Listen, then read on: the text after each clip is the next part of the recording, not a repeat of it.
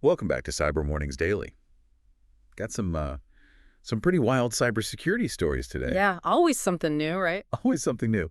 Seems like cyber criminals are finding new ways to exploit us, from like critical infrastructure hmm all the way to just the trust we place in online platforms. It's a constant cat and mouse game. It is. Unfortunately, the criminals are often a step ahead of everybody else. Yeah.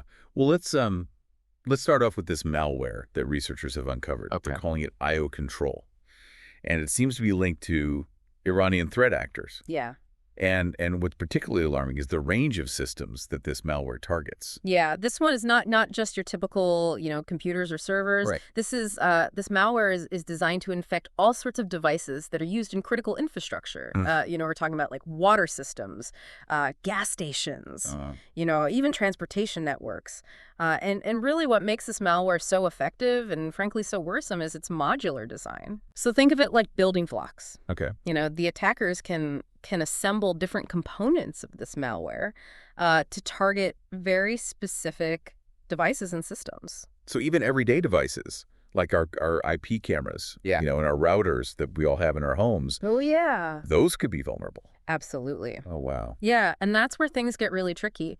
A lot of these devices, especially like in industrial settings, they run on Linux-based systems. Okay. Now, that might sound, really technical, but the key takeaway here is that this common operating system, it makes it much easier for attackers to develop malware that can work across a whole bunch of different devices. Hmm. It's all about scalability for them, the ability to infect as many systems as possible with the same, basic code. And once they've infiltrated these systems, Right. what's the potential damage here? We always hear about data breaches and financial theft, but Right. we're talking about something even more sinister. Well, data breaches are bad enough. But, with IO control, we're talking about the possibility of disrupting some very essential services. Mm. Imagine if attackers were able to gain control of a water treatment facility Sure. or a power grid. The consequences could be devastating, impacting public safety, causing, widespread chaos. Wow. And this malware is sophisticated. This is not, some amateur code Right. that somebody just, cobbled together. Right. Researchers are saying that it actually has built-in anti-detection measures, Yeah. making it harder for security software to identify and neutralize it. Yeah. I mean, it makes you wonder, what is the motivation here? I mean, are these attacks purely for disruption, or is there some sort of financial incentive? Probably a combination of both. Disrupting critical infrastructure Mm. can sow chaos. It undermines confidence. It can have geopolitical implications. But we can't forget about the financial aspect either. Yeah. Think about the ransom demands that could be made.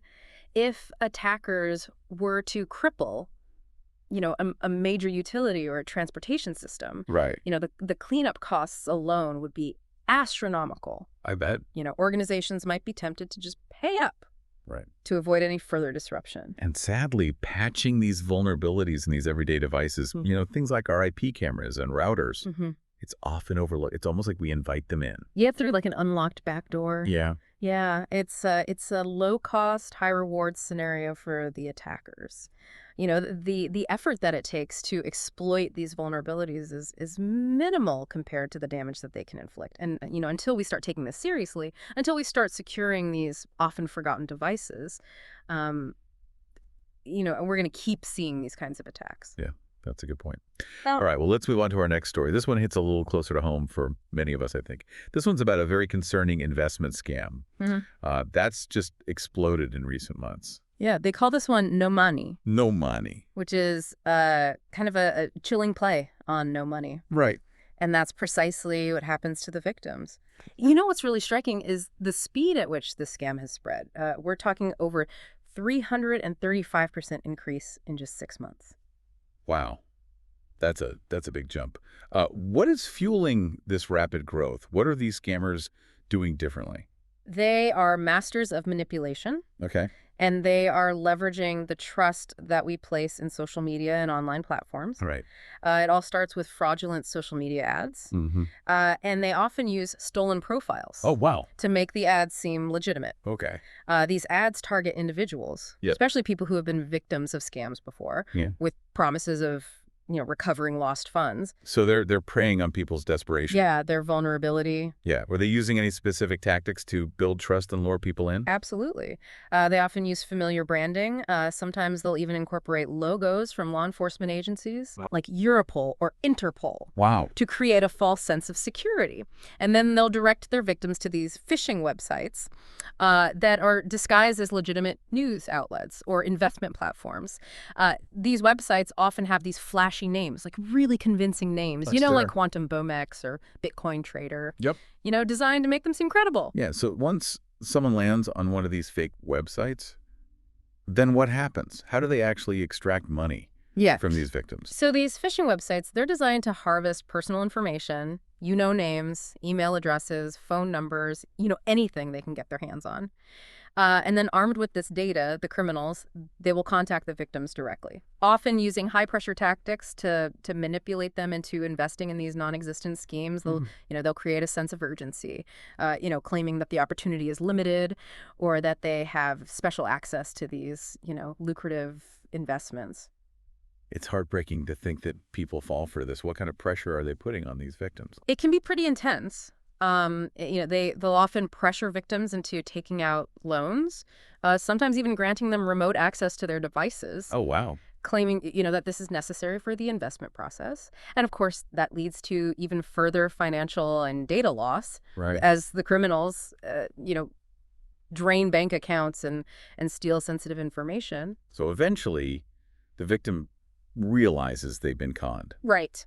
And tries to recover their investment. Oh, right. What happens then? This is where the scam takes a really cruel turn. Okay. When victims demand their promised returns, the scammers demand additional fees or information. Oh, wow. Claiming that it's needed for processing or tax purposes. Of course, once they get what they want, they disappear. Right. Leaving the victim with nothing but debt and regret.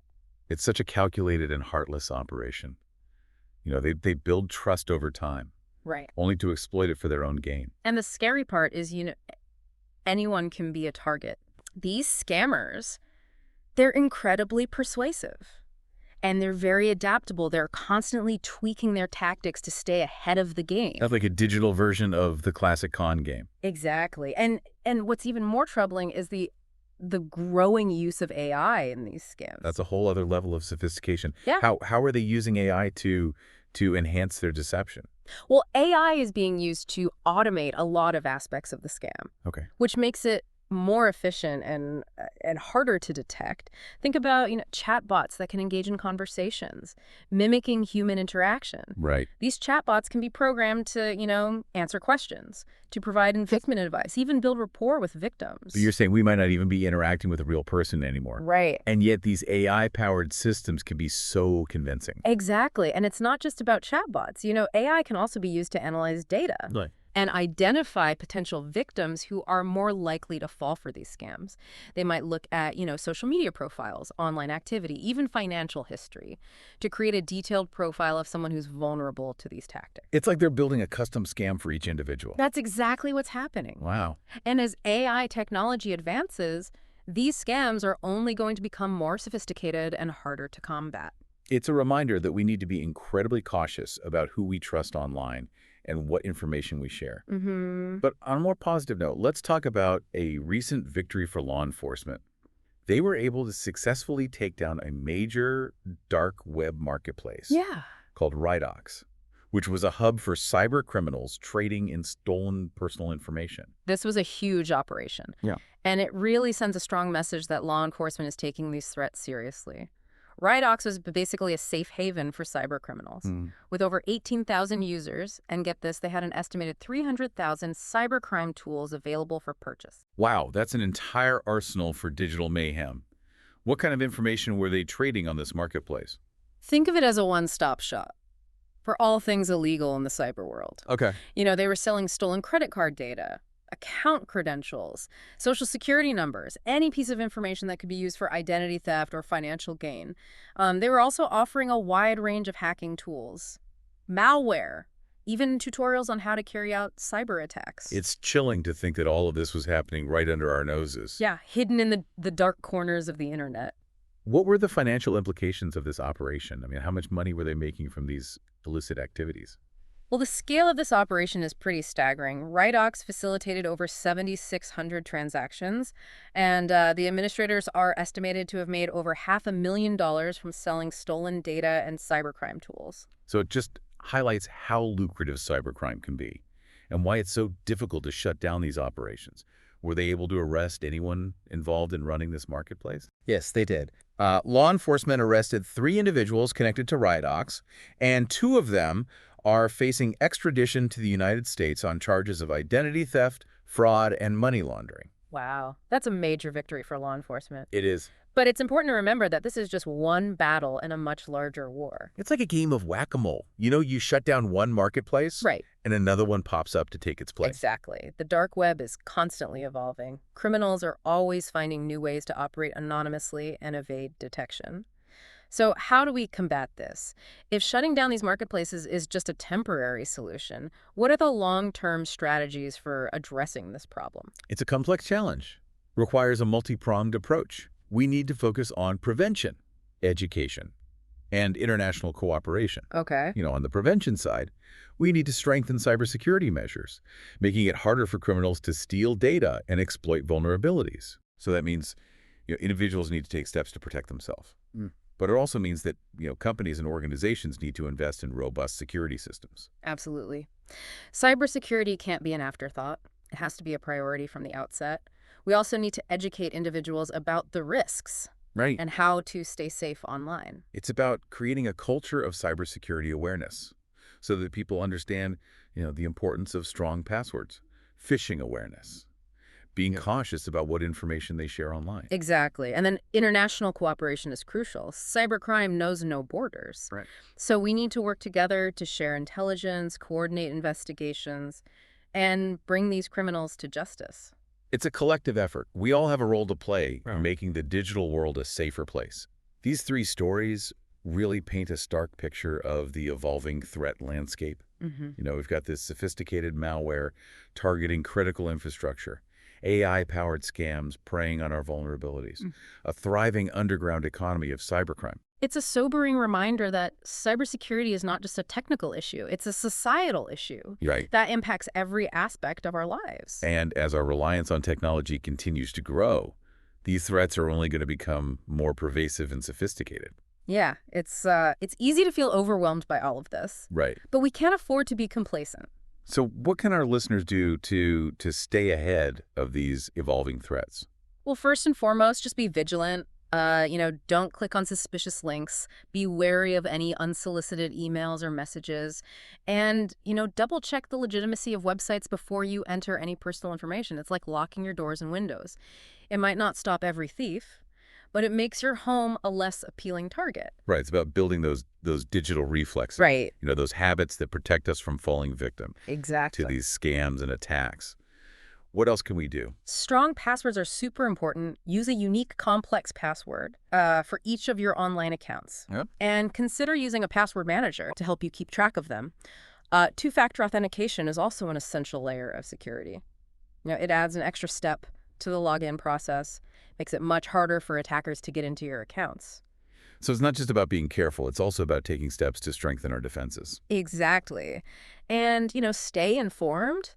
Keep up with the latest cybersecurity news and trends so you're aware of emerging threats and you know how to protect yourself. There are a lot of reputable websites and resources that provide, valuable information and guidance. And don't be afraid to ask for help. Yeah. If you're unsure about something or if you think you might have been targeted, reach out to a trusted source for advice.